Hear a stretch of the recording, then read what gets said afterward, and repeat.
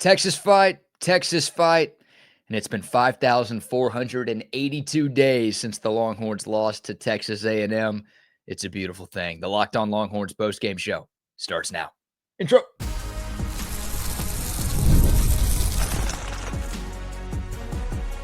You are Locked On Longhorns, your daily podcast on the Texas Longhorns. Part of the Locked On Podcast Network, your team every day. Welcome in. You're locked on to the Texas Longhorns, part of the Locked On Podcast Network, now the #1 sports podcast network. I'm your host, BK, Brad Kellner, Texas grad, Austin local, and longtime sports radio host here in the Lone Star State. Thank you for making Locked On Longhorns a part of your day every single day. Today's episode is brought to you by FanDuel. Right now, new customers can bet just $5, and if that bet hits, you'll get $300 in bonus bets to use across the app. Download the FanDuel app today.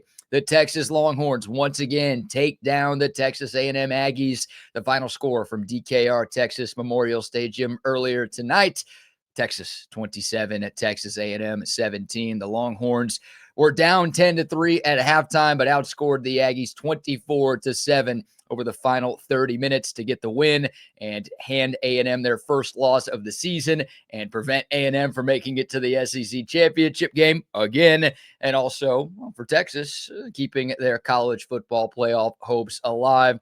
Obviously, the Longhorns need some help from around the country, but Texas, more importantly, needed a win over Texas A&M to keep any shot of them making it into the field of 12 alive. And how about the Longhorns? Not only a win over Texas A&M, but a double-digit win. That's a nice way to impress the committee in your final regular season game.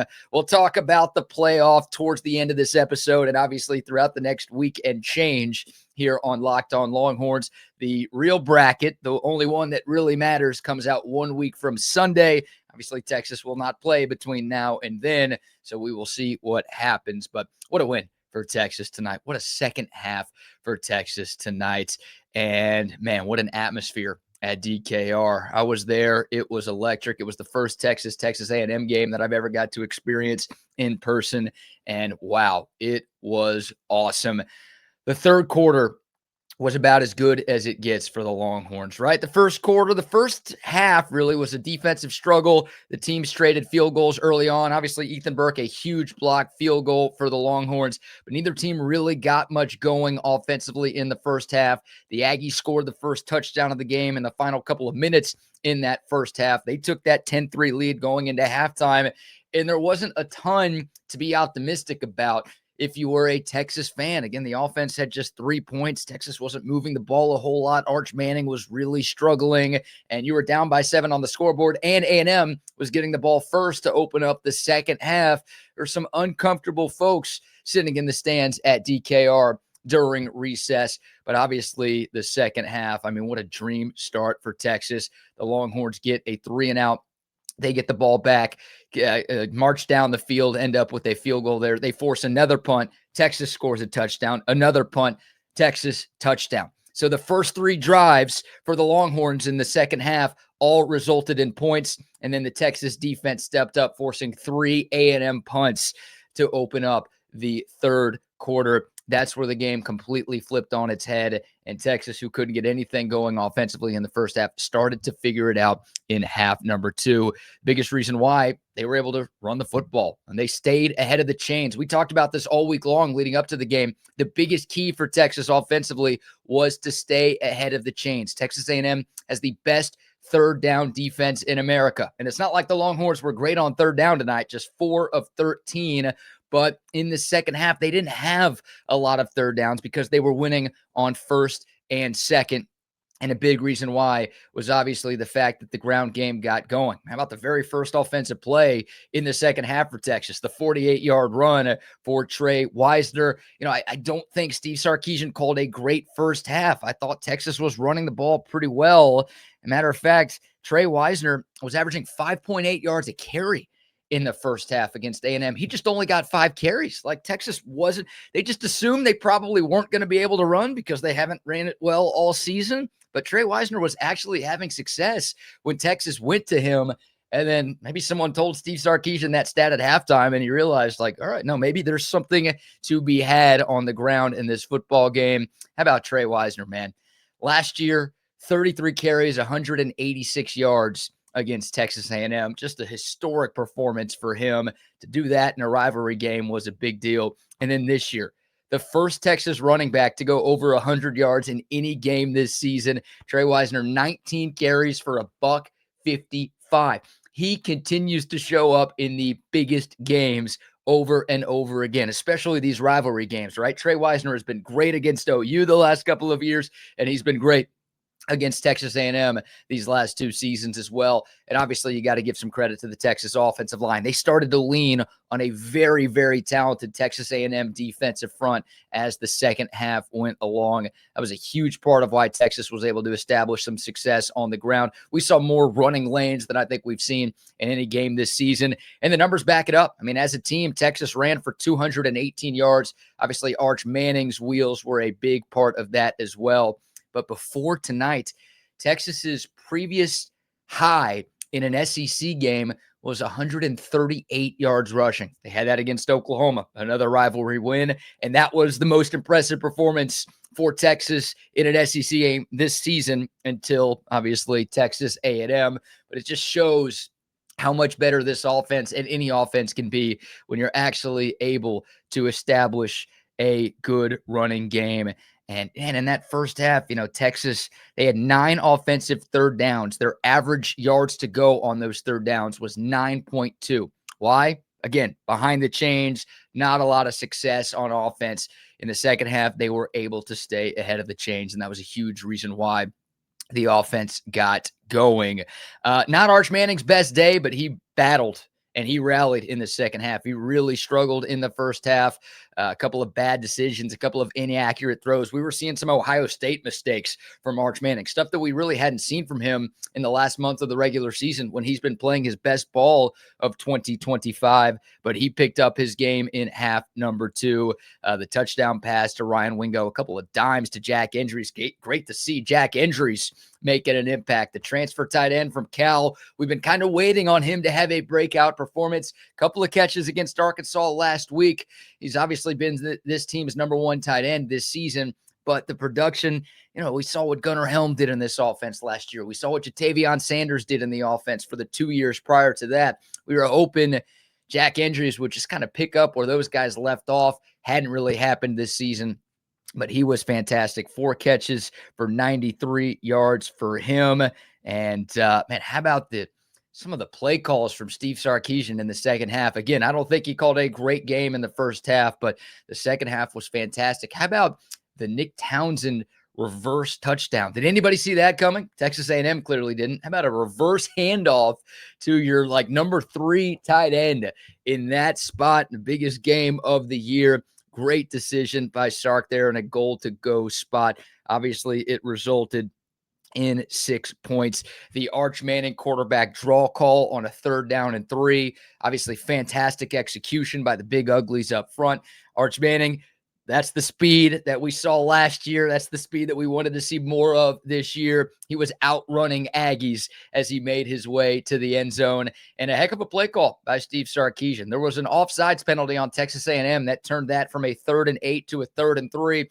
It was the same formation for Texas. It looked like that wasn't a changed play at all. Sark liked the look, I guess, of that empty set quarterback draw. He called it. It was obviously executed perfectly. So, yeah, this Texas offense, again, after getting just about nothing done in half number 1, really opened it up. Points on, I believe it was 4 of 6 real possessions, and then obviously getting that big first down to put the game on ice at the very, very end.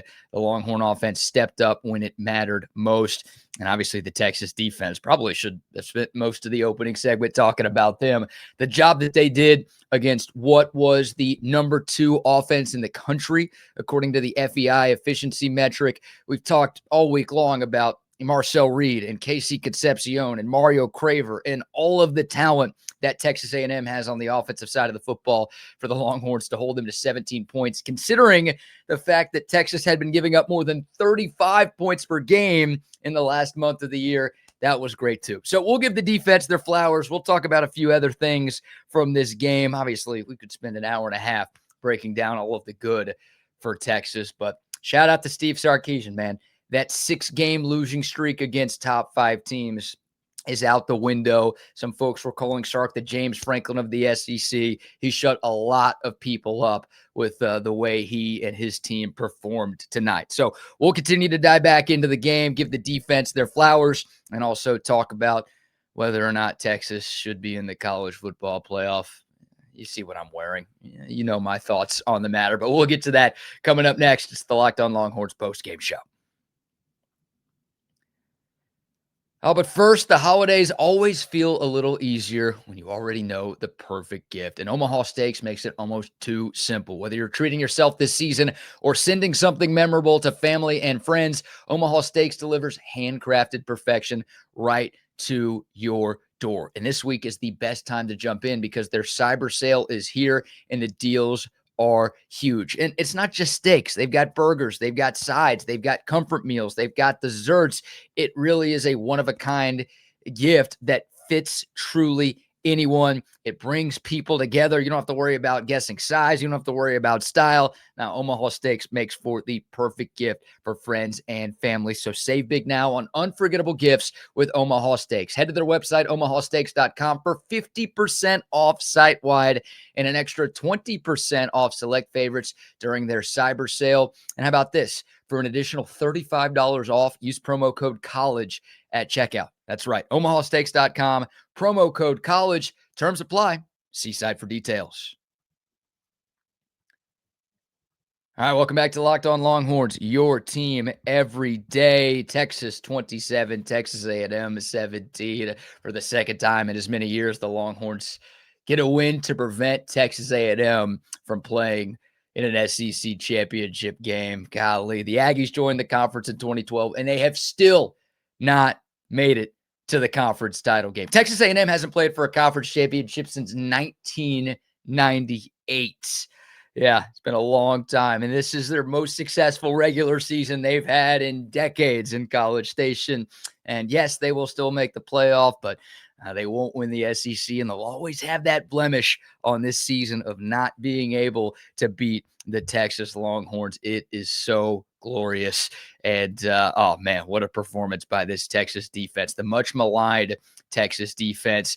We weren't quite sure what to expect from that side of the football. Again, considering how bad Texas has looked, really dating back to the Mississippi State game where the Longhorns just busted assignments, blown tackles, bad coverage, soft coverage, penalties. I mean, just about everything that a defense could do wrong, Texas had been doing in the last month leading up to Texas A&M. And all of a sudden, you've got a short week and you're playing an undefeated top 3 team in the country with all of the weapons that they have on offense.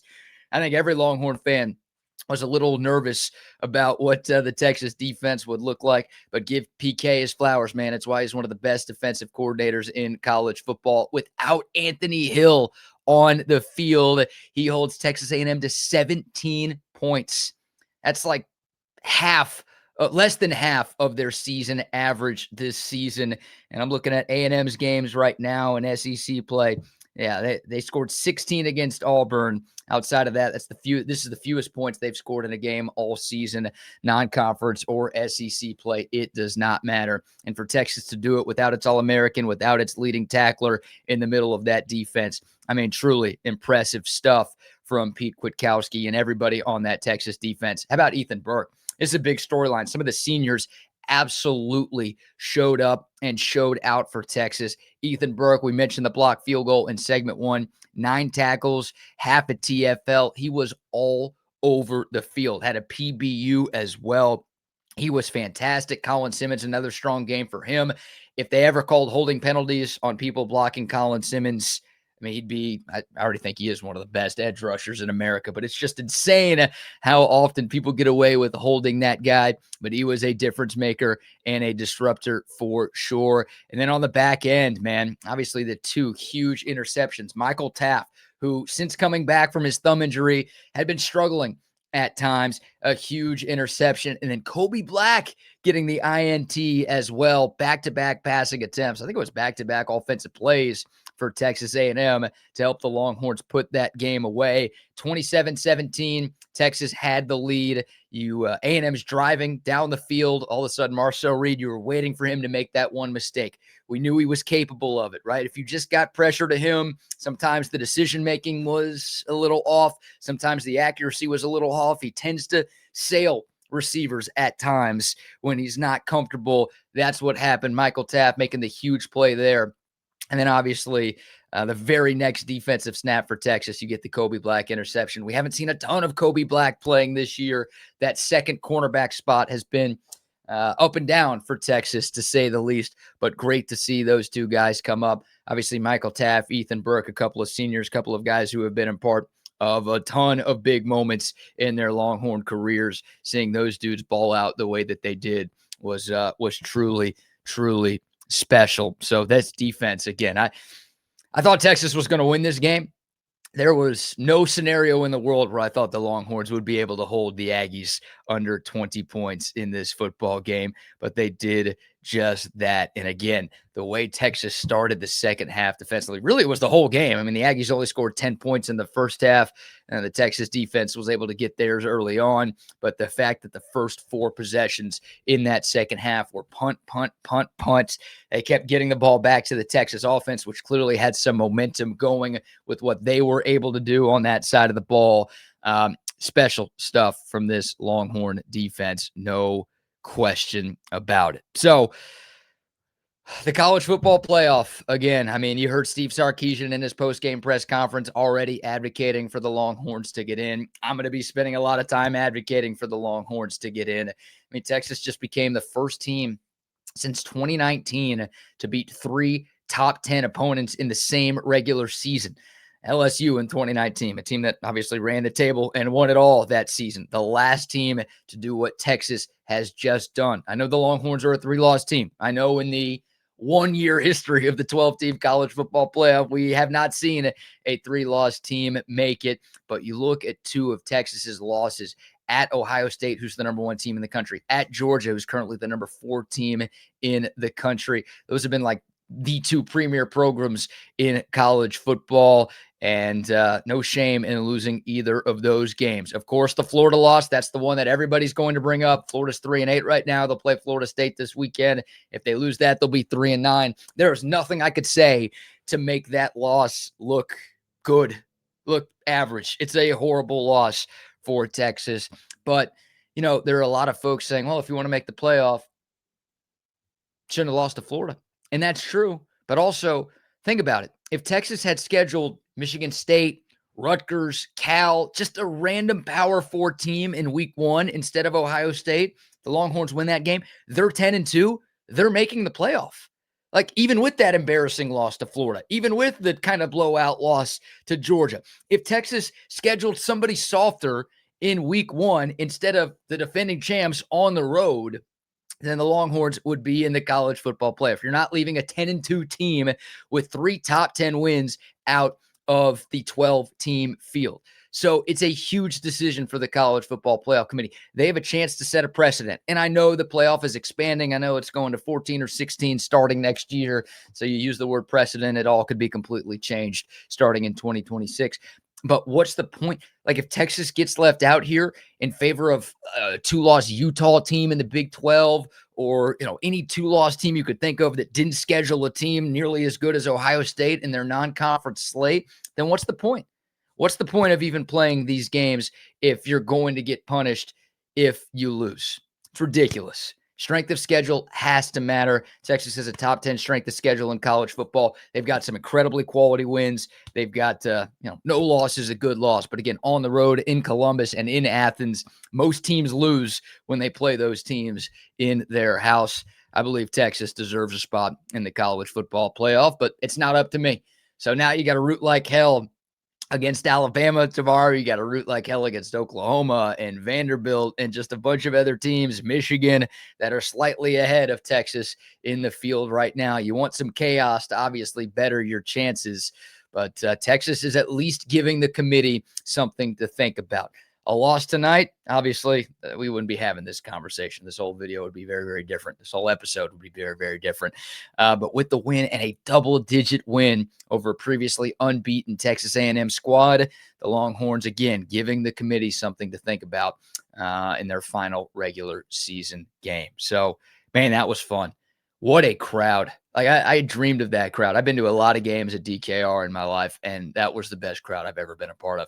I started college in 2012, which was the year after the Lone Star Showdown went away. So that was, again, my first Texas A&M game in person, and the crowd absolutely delivered, forcing a false start, forcing a delay a game on fourth downs, forcing the Aggies to take timeouts when they didn't want to. The crowd was sensational tonight.